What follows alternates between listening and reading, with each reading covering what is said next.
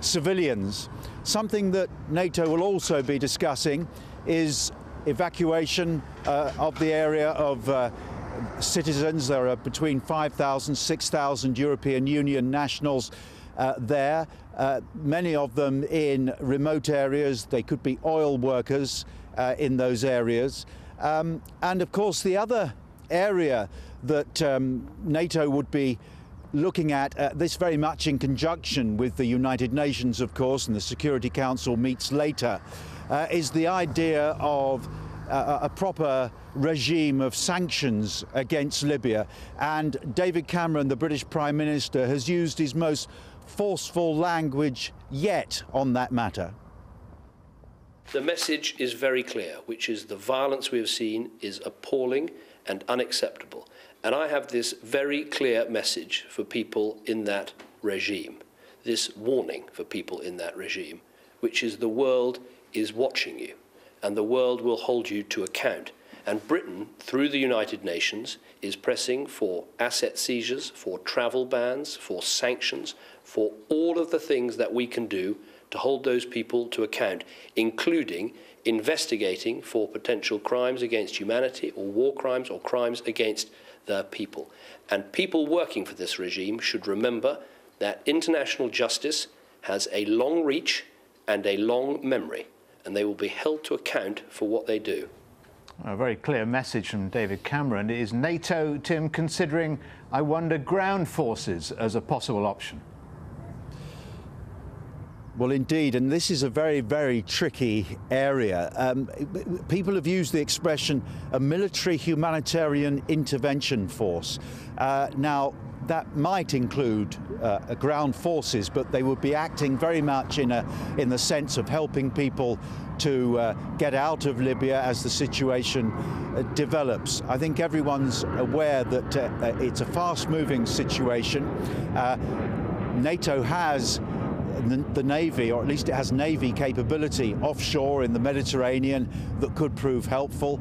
It may indeed, even if it doesn't go for a full no-fly zone, go for AWACS, these surveillance aircraft flying along just along the side of the coast of Libya to monitor developments, to make sure they know as accurately as possible what's going on. But of course, the idea of putting in ground forces is a further step. People have even mentioned the idea of special forces, and of course the British special forces, the SAS, in fact, the idea of them was born in the desert during the Second World War, the long-range desert patrols. But of course, they're very aware of the dynamics of the situation in Libya itself. Which are changing all the time, indeed. Thanks very much, Tim. Tim reporting live from Brussels.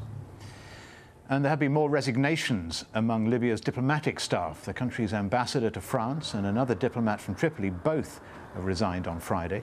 Libya's ambassador to the UN agency UNESCO has also stepped down from his post.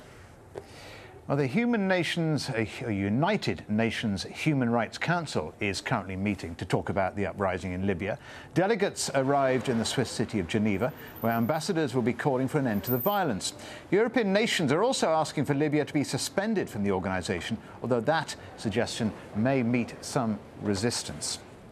Nick Spicer joins me now live from Geneva. Nick, what is being talked about? Well, what's being talked about now, Stephen, is another resignation, a surprise one. All morning we'd been watching the seat of the Libyan delegation empty as people talked about Libya, and then we understand it was the second secretary to the Libyan embassy appeared suddenly and said, I would like to have a moment of silence to honor the revolution. And then he said, we, the diplomats of Libya here in Geneva, no longer serve the Libyan government, but we serve the Libyan people, which caused a standing ovation. So a real moment of surprise, another sign that diplomats around the world are refusing to serve the Libyan government, are leaving what appears to be a sinking ship to return to the business that was disrupted by this event. The Human Rights Council here was to be looking at suspending Libya from the council, which will actually be decided in New York, and more importantly, looking at creating an international investigation to what's going on there. The United Nations High Commissioner for Human Rights said earlier today that as far as she was concerned, there were crimes against humanity taking place, and that it was time for the countries of the world not just to look at possible prosecutions of the people who might be involved there, but to start thinking about state action to stop what's going on from taking place. I wonder, Nick, African and Asian countries, their diplomats anyway, are usually quite reluctant to have any kind of UN intervention. Do you think they'll take steps to perhaps water down any action that's suggested there? I think watering down is inevitable whenever you come to a forum like this. There's a toing and froing of positions. You have the Western countries that are pushing quite hard for language that would allow international investigators to go into Libya, to enable future prosecutions, possibly before the International Criminal Court in The Hague. That's what the French foreign minister has been saying.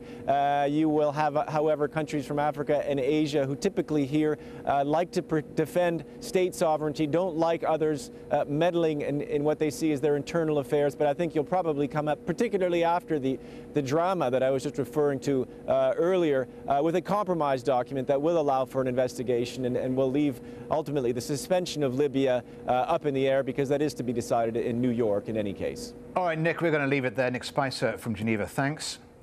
There'll be more from London later. We'll be talking about the Irish elections, but for now, let's rejoin Shuli in Doha. Thanks very much, Stephen. Staying with Libya, the fighting has been reported on Friday in the capital, Tripoli. Now, a few minutes ago, I spoke to a resident from there, but our conversation was interrupted by what could have been a member of the security forces. Here's what happened. To begin with, after Friday sermons, we heard gunfires. The protests marched from Murad Aga Mosque, heading towards Tripoli. We were joined by many other protesters groups. When we reached Al-Hani cemetery, it's a graveyard, a gun erupted and random firing against us started. We're told that some people have died in those clashes. Do you know anything about any deaths? Hello? Give me your phone. Give me your phone. Give me your phone. You cannot speak to AlJazeera. You cannot speak to AlJazeera. Give me this phone. And we have been trying to regain contact with that resident, but so far we've been unsuccessful. Now, we know the protesters want Muammar Gaddafi and his government to fall, but until now we've seen little of what they want after that could happen. A group called Libyan Youth for Change Movement has now issued a list of demands. They include the removal of Muammar Gaddafi, his collaborators, and the return of all the money he's, quote, embezzled from the state. They want those responsible for the murder of demonstrators to be brought to justice. They want a council of wise men to take control of Libya and establish a democracy. And they want Libya to remain united against any attempts at division. They promise that failure to meet these demands will result in Gaddafi's liquidation, along with his children, collaborators, and the beneficiaries of his regime. Let's join our guest in the studio, Tariq Youssef, who is a senior fellow at the Brookings Institute in Washington, who's with us throughout the day. By the youth movement of Libya. It's interesting that there isn't one sort of main political organisation until now who has come to the fore as being a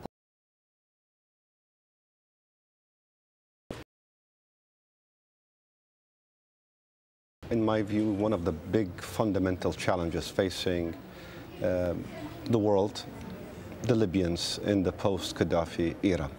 Gaddafi has left no space for political parties, civic society. He has targeted the intelligentsia, all the elites, no labor unions, no town councils. And hence, in my view, what will be happening in Libya,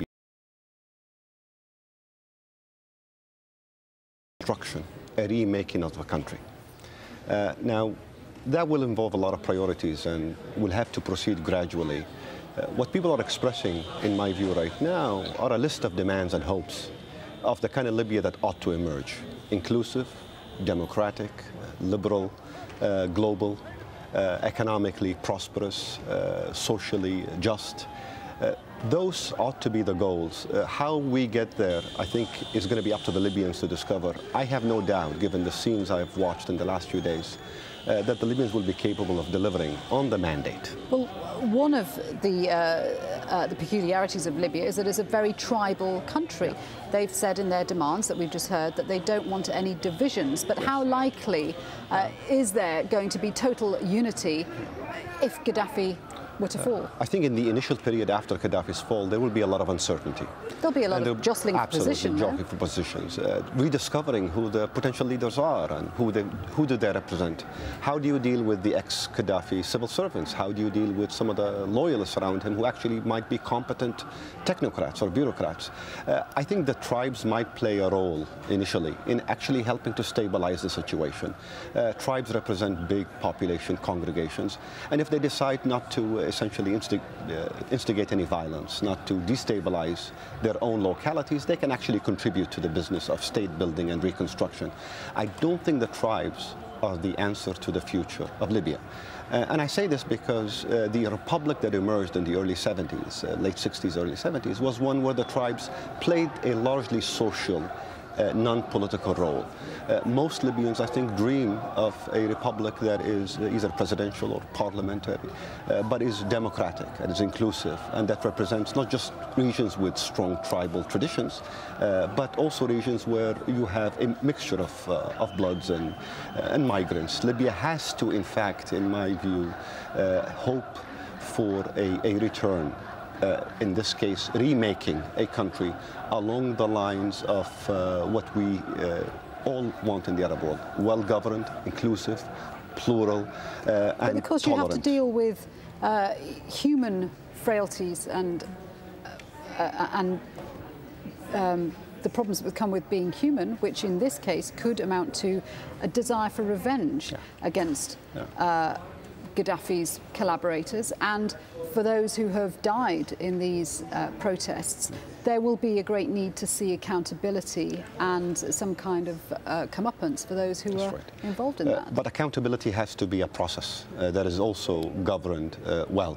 We've seen examples of it that are role models for many of us, and we've seen extremely bad examples. Let me just contrast South Africa with Iraq, post Saddam Hussein, Iraq, post the apartheid regime in South Africa, where in fact you had an accountability, a sort of cleansing, a catharsis that the public engaged in, that didn't include retribution that was violent, didn't include further blood, didn't include acts of vendetta. Now, this is not to deny that there aren't grievances on the ground that will in fact provide plenty of motive for people to engage